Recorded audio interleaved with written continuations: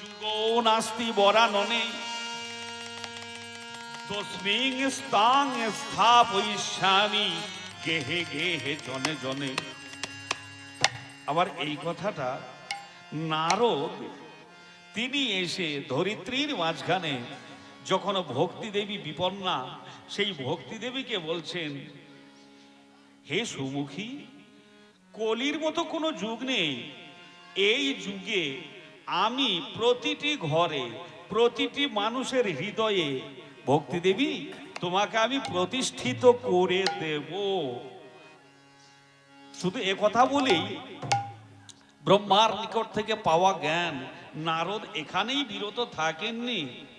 তিনি বলেছেন, অন্য ধর্মাং স্থিরকৃত্য পুরস্কৃত্য মহোৎসবান তদা নাহং হরের দাসৌ লোকে তাং ন প্রবর্তয়ে।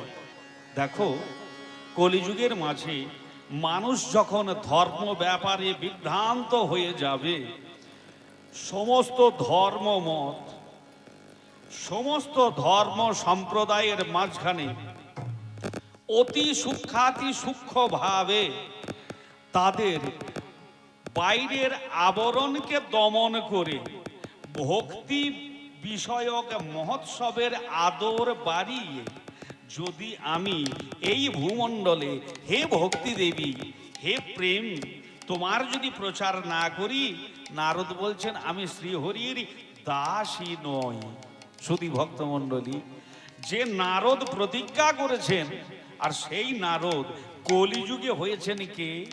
যাদের শুভ গন্ধ অধিবাস করার জন্য আমরা, আমাদের আর কতটুকু মনের সাধ্য, যেন শ্রীহরি কৃপা করে আজ দীর্ঘদিন পরে আমাদের মর্দিঘির ভক্তবৃন্দকে যেন একটু চেতনা দান করেছেন। তাই তো এই হরিবাসর, হরিনাম সংকীর্তন। সেই নারদই কলিযুগের মাঝে এসে হলেন কে? না পঞ্চতত্ত্বের এক তত্ত্ব। আমরা আবাহন করব তাদেরকে। যখন আবাহন করব, এখানে গুটি কত কতিপয় ভক্তমণ্ডলী, শুধু একজনের মনে হয় না, সমগ্র গ্রামবাসী সকলেই যদি হৃদয় মন্দিরের মাঝখানে এই তুলসীর বেদী প্রতিষ্ঠা করে সকলেই যদি আমরা তাদেরকে প্রার্থনা করি, কি পঞ্চদত্তগং কৃষ্ণ ভগত রূপ স্বরূপগং ভগতাক্ষং ভক্তাবতারং নমামি ভক্ত শক্তিগম। এই পঞ্চতত্ত্ব তোমাদের আগমনে এই কলিযুগ যেন সেই নারদের, দেবর্ষি নারদ পাদের কথাগুলিও যেন আজকে প্রকৃষ্ট রূপে রূপায়িত হতে পারে। তাই সকলে মিলে পঞ্চতত্ত্বকে আবাহনের নিমিত্তে জয় জয় পঞ্চতত্ত্বানন্দে শ্রী গুরু হরি হরি বল, হরি বল, হরি বল। এই প্রকারে শ্রীমদ ভাগবতের বিভিন্ন মুনিগণ, দেবর্ষিগণ, মহর্ষিগণ, সিদ্ধ বৈষ্ণব আচার্যগণ তারা সিদ্ধান্ত দিয়ে গেছেন এই অমল পুরাণ শ্রীমদ ভাগবত থেকে একটা মার্মিক কথা, নিজের দীনতার কথা না বললেই নয়। আপনাদের কাছে অনুমতি চেয়ে নিয়ে আমি এই কথাটুকু, নিজে যেন একটু অপরাধ বোধ, চরমতম তীব্রতম নিজের অপরাধ বোধটাকে একটু মুক্তি পাওয়ার জন্যে যতজন উপস্থিত হয়েছেন সকলের চরণ প্রান্তে নিজের অভিমান রূপী মস্তকটা নত করেই জানাই। আজ সকাল বেলাতেই আমার শ্রদ্ধেয় দাদা তিনি জিজ্ঞাসা করলেন, ভাইরে শ্রীমদ ভাগবত তো পাঠ করবি, কোন অধ্যায়টা পড়বি ভাই? উনি মার্মিকভাবে আমাকে জিজ্ঞাসা করলেন। আমার কাছে শ্রদ্ধেয় আনন্দদুলাল মণ্ডল মহাশয়, আমি কৃতাঞ্জলি ফুটে দাদাকে বললাম, দাদা 7 দিন ধরে, জয়নিতায় জয় রাধেশ্যাম, 7 দিন ধরে শ্রীল প্রভুপাদ সুখদেব গোস্বামী পাদ তিনি অমৃতময়ী বাণী এক দণ্ডকাল থেমে না থেকে 7 দিবস ধরে তিনি পরীক্ষিতকেই 18,000 শ্লোক বর্ণনা করেছেন। আমার সংস্কৃতেও কোনো জ্ঞান নাই, বাংলা সম্পর্কেই তেমন কোনো জ্ঞানই নাই, তথাপি ছোটবেলা থেকে পিতামাতার সাহচর্যে, পিতামাতার সান্নিধ্যে এসে একটু হরিনাম করতে, একটু কৃষ্ণ নাম করতে ভালো লাগে। তাই তোমরা সকলেই, আপনারা সকলেই আমাকে এই জায়গায় এনেছেন। কিন্তু দাদা গো, সত্য কথা বলি, শ্রীমদ্ ভাগবত এই 18,000 শ্লোক তো বলা সম্ভব নয়, এর নিয়মও আছে। সে সমস্ত নিয়ম আমাদের মতন মূঢ়জনের পক্ষে পালন করাও অসম্ভব।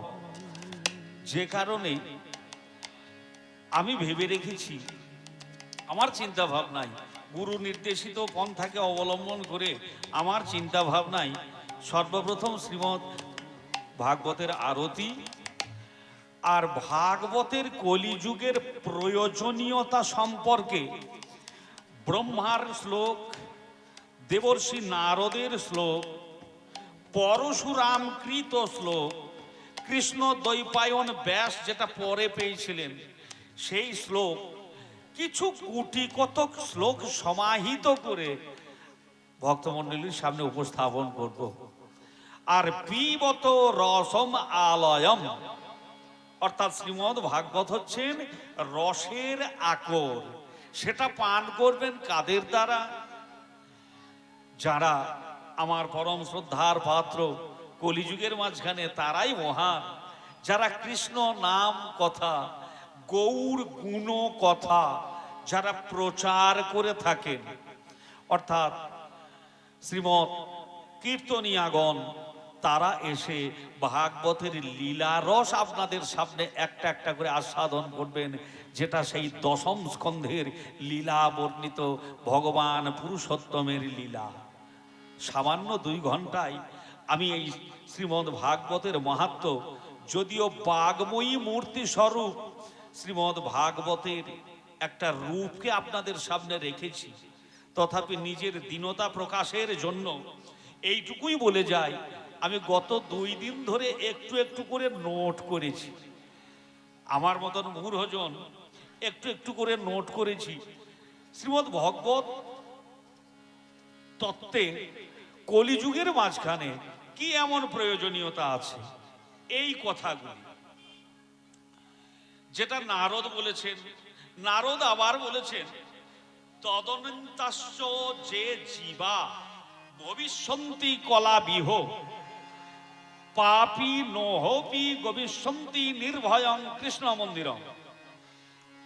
এই কলিযুগে যে সকল জীব তোমার সঙ্গে যুক্ত থাকবে, অর্থাৎ জ্ঞানে অজ্ঞানে, এই আমার শব্দটা যতদূর পর্যন্ত যাচ্ছে, বিশ্বকর্মা সাউন্ডের দৌলতে, আমার মহাদেব বাবা জীবনের অনুকম্পায়, এই শব্দটা, এই কৃষ্ণ, এই শব্দটা যতদূর যাচ্ছে, এটা আমার কথা নয়, নারদ বলছেন সমগ্র জীবজগতের দশা দর্শন করে, এই কৃষ্ণ শব্দটা যত দূর যাবে, সামান্য কীটাণুকীট, এমনকি মানব দেহধারী আমার মতন পাপী হলেও নিঃসন্দেহে একবার যদি কেউ মন প্রাণ ঐক্য করে এই কৃষ্ণ নাম শ্রবণ করে, অবশ্যই তারা শ্রীকৃষ্ণের অভয় ধামে প্রাপ্ত হবে। হরি হরি বল, হরি বল, হরি বল। ভক্তমণ্ডলী, কেমন কৃপা দেখুন! এই কৃষ্ণ নাম একবার যদি কোনো একটা কীট পর্যন্ত শ্রবণ করে, সে অবশ্যই অভয় ধাম অর্থাৎ গোবিন্দের পরম পদ প্রাপ্ত হবেই হবে, একথা নারদ বলছেন। এবার বলুন তো, নারদের কথাকে আমরা অস্বীকার করি কি করে? আমরা ভয়ঙ্কর কলিযুগে আছি তো, আর এই কলিযুগ হচ্ছে অবিশ্বাসের যুগ। কিন্তু ভাগবতে যারা আসবেন, সর্বপ্রথম তাদের কিন্তু বিশ্বাস আনতে হবে, নিশ্চয় আত্মিকা বিশ্বাস অবশ্যই হবে। এই ভাব অবলম্বন করে এই হরিবা আসরে আসতে হবে, শ্রীমদ ভাগবত পাঠের আসরে আসতে হবে, অবশ্যই হবে। এই স্থির বিশ্বাস রেখে যদি কেউ এই ভাগবতের আসরে আসেন, তাহলে কিন্তু তিনি অভয় পদ প্রাপ্ত হবেন হবেন হবেন। তাই নারদ বলছেন, যে কথা আমার কলি পাবন অবতার গৌর হরি এসে কলিযুগে বলছেন, হে জীব সকল, তোমরা একবার সবাই, শুধু নারদ একা কেন, তিনি একা বিনা যন্ত্রে না, তিনি সকলকে বলছেন, যারা শুনছো যে যেখানেই থাকো না কেন, একবার একবারে কৃষ্ণ কৃষ্ণ বলো মুখে, একবার কৃষ্ণ জয় জয় রাধা মাধব কি, মুখে একবার কৃষ্ণ কৃষ্ণ বলো মুখে, নামে বুক ভরে যায় অভাব মিটায়, নামে বুক ভরে যায় অভাবে মিটায়, নামে বুক ভরে যায় অভাব নামে মিটায়, বুক ভরে যায় অভাবে মিটায়, স্বভাব জাগায় মহাসুখ। একবার কৃষ্ণ কৃষ্ণ বলো মুখে, জয় জয় রাধা মাধব কি, জয় রাধা মাধব কি। মুখে ইনি সেই ককারে কমলাপতি, রিকারে রাম, সকারে শ্বেত দ্বীপবাসী, ইনি আমার বিষ্ণু গুণধাম, নকারে ঋষি যিনি সেই নরনারায়ণ, তিনি কিন্তু এবে হয়েছেন শ্রীকৃষ্ণ চৈতন্য ভগবান। 24 বছর বয়সে যিনি জগজীবের মঙ্গলের জন্য নিজের গৃহ ত্যাগ করেছিলেন, সচিমায়ের নিকট থেকে বিদায় নিয়েছিলেন, সেই শ্রীকৃষ্ণ চৈতন্য, যিনি নারদের কথার সম্মান রক্ষার জন্যে পূর্ণ ব্রহ্ম, যিনি কখনো মর্যাদা পুরুষোত্তম, কখনো লীলা পুরুষোত্তম, কখনো আনন্দ ঘন, কখনো বিজ্ঞান ঘন, তিনি এবে কলিযুগে নারদের কথার মান রাখতে কারুণামৃত, তারুণ্যামৃত এবং লাবণ্যামৃত রূপ ধারণ করে আমাদের এই মর্তের মাটিতে তিনি যেন এসেছেন। এই কথার আরো প্রমাণ দিচ্ছেন কে? কপিল মহামুনি, সাংখ্যযোগ প্রণেতা কপিল, তিনি প্রমাণ দিচ্ছেন। আর সেই কথাটাকেই আবার শুকদেব গোস্বামী ব্যাসের নিকট থেকে পেয়েছিলেন। কি? ভোগতি জ্ঞান বিরাগানা তদ ঘোষেন বলং মহৎ, ব্রজিষ্যতি দয় কষ্টং সুখং ভক্তে ভবিষ্যতি। ভক্তি জ্ঞান বিরাগানং তদ ঘোষেন বলং মহৎ, ব্রজিষ্যতি দয় কষ্টং সুখং ভক্তে ভবিষ্যতি। এই শ্রীমদ ভাগবতের শব্দ কানে গেলে ভক্তি, জ্ঞান ও বৈরাগ্যের মহাশক্তি লাভ হবেই হবে। তার ফলে আমাদের পার্থিব জগতের যে জ্ঞান লাভ করে আমরা কষ্ট অনুভব করি, সেই জ্ঞানের কষ্টও দূর হবে। পার্থিব জগতের অনেকেই দেখবেন বৈরাগ্যও লাভ করছে, পার্থিব জগতের বৈরাগ্য, অর্থাৎ সংসারের মাঝখানে ত্রিতাপ বেদনে জর্জরিত হয়ে কেউ হয়তো বৈরাগ্য নিয়েছে, কিন্তু সেই বৈরাগ্যটা ওই ত্রিতাপ বেদনে জর্জরিত হয়ে বৈরাগ্য, এটা কিন্তু বৈরাগ্য হলো না। বিষয়েষু অনাসক্তি বৈরাগ্য কথ্যতে, সমগ্র বিষয় থেকে অনাসক্তি, এটা তো আমরা নিতে পারি না। খুব চিন্তা করে দেখুন, সমগ্র বিষয় থেকে অনাসক্তি। যেমন আমাদের চোখের বিষয় কি না, দেখা, রাস্তায় চলতে গেলে তো দেখতেই হবে, তাহলে কেমন করে বৈরাগ্য হলো? আমাদের অঙ্গের বিষয় একটা স্পর্শ, কেউ যদি গায়ে স্পর্শ করে তাতে সুখ অনুভব হয়, তাহলে যারা সংসারের ত্রিতাপ বেদন থেকে উদ্ধার পেয়ে তারা ভাবছে আমরা বৈরাগী হলাম, তারাও তো বৈরাগী হলো না। ঠিক এই কথাটা বলতে গিয়ে স্বয়ং নারদ মুনি সহ কপিল তিনি যেন বলছেন প্রকৃতপক্ষে ভক্তি জ্ঞান ও বৈরাগ্যের মহাশক্তি লাভ হবে শ্রীমদ্ ভাগবতের শ্লোকগুলি যদি একটু কানে যায়, তার ফলে জড়জগতের জ্ঞান জড়জগতের বৈরাগ্যের কষ্ট দূরীভূত হবে, আর ভক্ত রূপ ধারণ করে ভক্তদের মনে তখন নির্মল আনন্দ লাভ হবে। শুধু তাই নয়, স্বয়ং পরশুরামজি যিনি একবিংশতিবার নিক্ষত্রিয় করেছিলেন এই পৃথিবীকে, অর্থাৎ রাজারা যখন দুষ্ট পাপে আসক্ত হয়ে যায়, রাজারা যখন চরমতম দুষ্ট পাপে আসক্ত হয়ে যায়, ঠিক সেই সময় সমগ্র প্রজাবর্গ যেন বিভ্রান্ত হয়। সেই নৃপতি বর্গকে ধ্বংস করার নিমিত্তে এই শ্রীমদ্ ভাগবতেই বলেছেন স্বয়ং ভগবান তিনি পরশুরাম অবতার হয়ে এসেছিলেন। আর সেই পরশুরামও পর্যন্ত মহেন্দ্র পর্বতে থাকাকালীন অবস্থায় যখন শ্রীল সুখদেব গোস্বামী পাদ পরীক্ষিতকে তাহাকে এই হরিকথা ভগবতীয় কথা শ্রবণ করাচ্ছেন, পরশুরাম মহেন্দ্র পর্বত থেকে ছুটতে ছুটতে এসে তিনি পরীক্ষিতকে এর সাথে একটা কথা যোগ করেছিলেন। কি কথা? প্রলয়ং হি গমিষ্যন্তি শ্রীমদ্ ভাগবত ধনে কলের দোষা ইমে সর্বে সিংহ শব্দাত্ম বৃকা ইব। প্রলয়ং হি গমিষ্যন্তি শ্রীমদ্ ভাগবত ধনে কলের দোষা ইমে সর্বে সিংহ শব্দাদ বৃকা ইব। সিংহের গর্জন শুনলে যেমন নেকড়ে বাঘেরা পলায়মান হয়, তেমনি শ্রীমদ্ ভাগবতের ধ্বনিতে কলিযুগের সমস্ত পাপ তাপ নষ্ট হয়ে যাবেই যাবে। শ্রী গুরু প্রেমানন্দে হরি হরি হরি বল হরি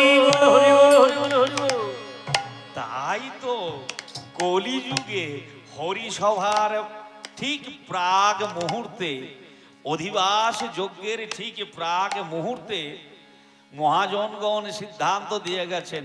কবে থেকে শুরু হলো? খেতরিতে নরোত্তম শ্রীল নরোত্তম দাস ঠাকুর মহাশয় যে মহোৎসব করেছিলেন, সেই মহোৎসবে তখন তো স্বয়ং মহাপ্রভুকেই কাছে পেয়েছিলেন, তা সত্ত্বেও এই পরশুরামজির কথাটাকে মান্যতা দিতে গিয়ে শ্রীল নরোত্তম দাস ঠাকুর মহাশয় হরিসভার মাঝখানে শ্রীমদ্ ভাগবত পাঠ বা কীর্তন লীলা স্মরণের পূর্বে শ্রীমদ্ ভাগবতের বিধানটুকুও তিনি দিয়ে গেছেন। শুধুই ভক্তমণ্ডলী, এইভাবে যত যত সিদ্ধগণ ছিলেন তন্মধ্যে দেবল আবার বলছেন জ্ঞান বৈরাগ্য সংযুক্ত ভক্তি প্রেম রসাবহ প্রতিগেহং প্রতিজনং তত ক্রীড়াং করিষ্যতি। যখন প্রেম হবে রস প্রবাহিনী, ভক্তি তার দুই ছেলে জ্ঞান ও বৈরাগ্যকে সঙ্গে নিয়ে প্রতিটি গৃহে প্রতিটি মানুষের হৃদয়ে তখন ক্রিয়া ঘটবে। এই কথাটাই যেন পুনরুক্তি করেছেন কলিযুগে আমার শ্রীমন মহাপ্রভু। কি বলেছেন?